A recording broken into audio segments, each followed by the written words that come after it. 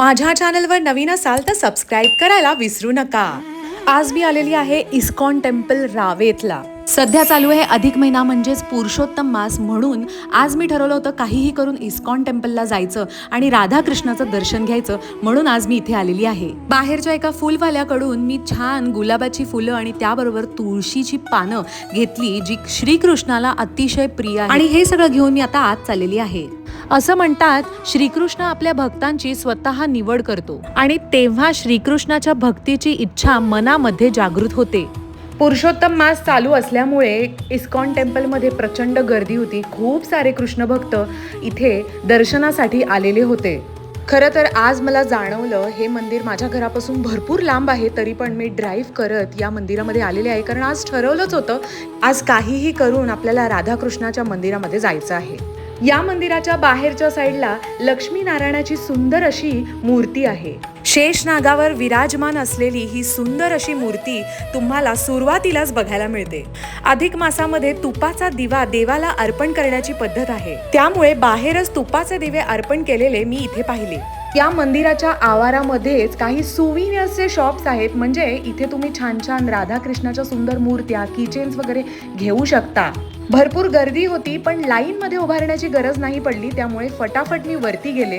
वरती नरसिंह अवताराची सुद्धा मोठी प्रतिमा लावलेली आहे। विष्णूचंच एक रूप म्हणजे नरसिंह अवतार। आतमध्ये जायच्या आधी मी खिडकीतून जराशी डोकावले आणि तिथे प्रवचन चालू होतं।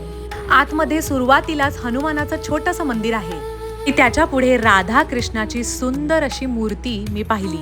तुम्हाला माहिती आहे का, राधा कृष्णाचा सगळ्यात आवडता रंग निळा आणि निळ्याच्या सगळ्या शेड्स आहेत।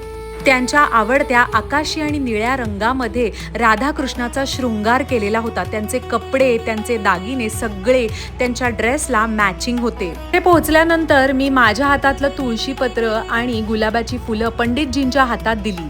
2 मिनिटं मी कृष्णाचं रूप बघण्यामध्ये पूर्ण मग्न झाले, आणि त्याच वेळेला लक्षात आलं की पंडितजींनी मी दिलेलं तुळशीपत्र आणि गुलाबाची फुलं ही राधा राणी आणि कृष्णाच्या पायावरती वाहिलेली आहेत।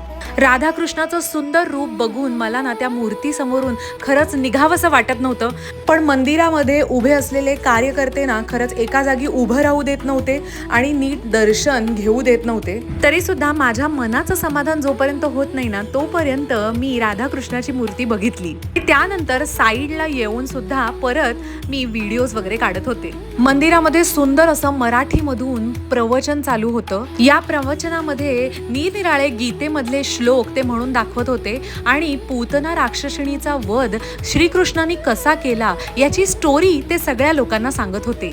भरपूर लोक हे सुंदर प्रवचन अगदी मनापासून ऐकत होते, आणि इथे बसून ना खरंच इतकी शांतता होती ना, त्या सगळ्या वातावरणामध्ये अतिशय पॉझिटिव्हिटी होती। राधाकृष्णाच्या मूर्तीच्या वरती हे असे सगळे देवी देवता आहेत जे वर्ण फुलांची वृष्टी करतायत। शिवाय तिथे हरे राम हरे कृष्णाचा मंत्र सुद्धा लिहिलेला आहे। इथे वरच्या साईडला कृष्ण लीलांचे वेगवेगळे फोटो इथे लावलेले आहेत।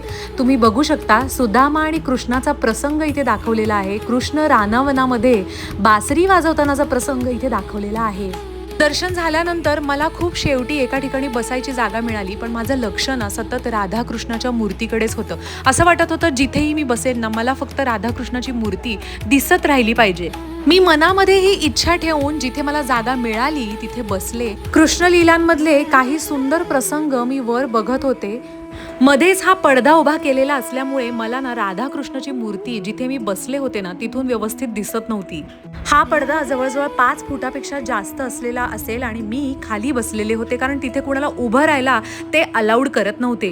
5 मिनिटांनंतर जेव्हा माझं परत राधाकृष्णाच्या मूर्तीकडे लक्ष गेलं, तेव्हा माझ्या लक्षात आलं की मी राधाकृष्णाची मूर्ती खाली बसून व्यवस्थित बघू शकतेय। क्षणभरासाठी असं वाटलं की मला मूर्ती दिसावी म्हणून हा पडदा आपोआप खाली झालाय की काय। श्रीकृष्णाची भक्ती करायला लागलं ना की अशा छोट्या छोट्या लीला तुमच्याबरोबर घडत असतात। हॉलच्या अगदी एका कोपऱ्यात बसून इतक्या गर्दीमध्ये ही मूर्ती मी व्यवस्थित बघू शकत होते। थोडेफार फोटोज आणि व्हिडिओज काढून झाल्यानंतर मी प्रसादाच्या लाईन मध्ये उभी राहिले। आज मी विचार केला होता की आज प्रसाद सुद्धा घेऊन जायचा। दर वेळेला माझ्याबरोबर कोणी ना कोणीतरी असतं, त्यामुळे प्रसादाच्या लाईन मध्ये थांबण्याचा पेशन्स नसतो, पण आज मात्र मी एकटीच होते, त्यामुळे शांतीत प्रसादासाठी थांबले। प्रसादाच्या रूम मध्ये सुद्धा सुंदर कृष्णाचे काही वेगवेगळे फोटोज इथे लावलेले आहेत। भरपूर गर्दी होती, त्यामुळे जवळजवळ अर्धा पाऊण तास तरी मी लाईन मध्ये थांबले असेनच. आज प्रसादामध्ये होती दाल खिचडी आणि त्याच्याबरोबर होती गव्हाची खीर आणि पापड. पूर्ण हॉलमध्ये चटया अंतरलेल्या होत्या. खाली बसून लोक आपली दाल खिचडी एन्जॉय करत होते, प्रसाद एन्जॉय करत होते. हा प्रसाद, ही प्रसादाची दाल खिचडी इतकी अप्रतिम होती. याच्यामध्ये भरपूर व्हेजिटेबल्स घातलेल्या होत्या. गाजर, बटाटा, टोमॅटो या सगळ्या गोष्टी दिसत होत्या.